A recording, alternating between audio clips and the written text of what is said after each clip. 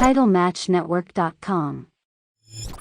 Memories of the matches you had, the match you had with Terry Funk in New Mexico. You were talking about that. Oh, fantastic. Terry Funk, another great superstar in the business.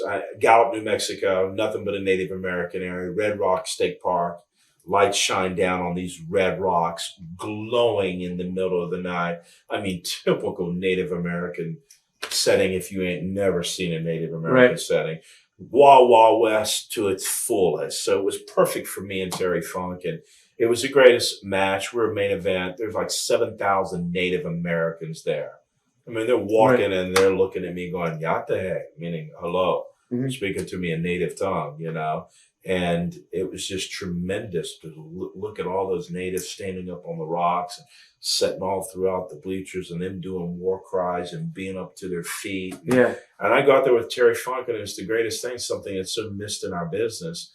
All the top guys can do it, but, you know, I talked to Terry Funk, and I go, Terry, it's going to be an honor to work with you. I says, what do you want to do tonight, sir?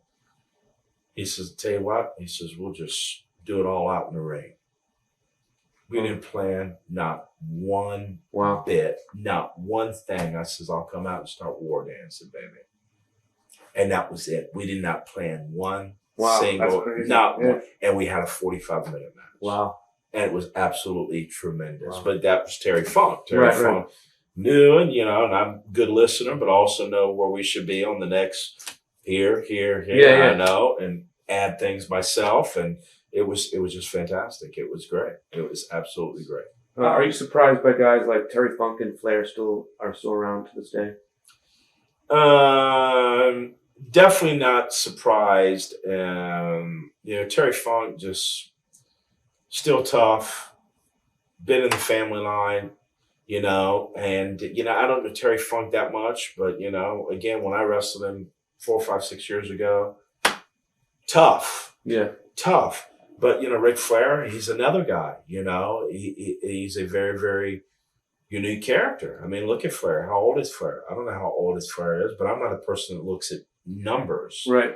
If a guy's out there, you know, who's to say that his 50 is not like your 35? Mm-hmm. You know, you're not in his body. You don't know. You know what I'm saying? So it's just like Native Americans. Native Americans, I have personal friends of mine, 115 years old, walking around in full regalia, doing beadwork, ladies, not even wearing eyeglasses. Right. 115 years old.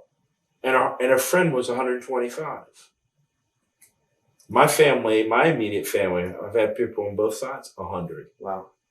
Native heritage just got strong bloodlines and just for longevity. Same thing like Samoans, longevity with a lot of those people on their bloodline. Same thing like Asians, longevity. You hear some of the people in imperial families living into their hundreds, you know, so, you know, Ric Flair's always taking care of himself. Every time I was on the road with him, he was always on that treadmill, stair climber all the time. And he's always eating pretty good. He's always worked out, you know, and he knows what to do in the ring.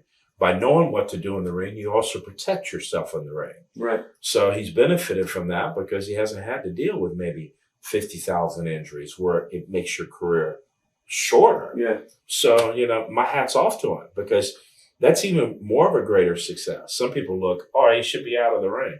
No, it's a greater success that he can be in WWE and be wrestling. That's even a greater testimony that he can be wrestling and still being able to hang out with other people and still do his strut and still do everything and come off the top rope and everything. That's great. Yeah. But, you know, that's fantastic. TitleMatchNetwork.com.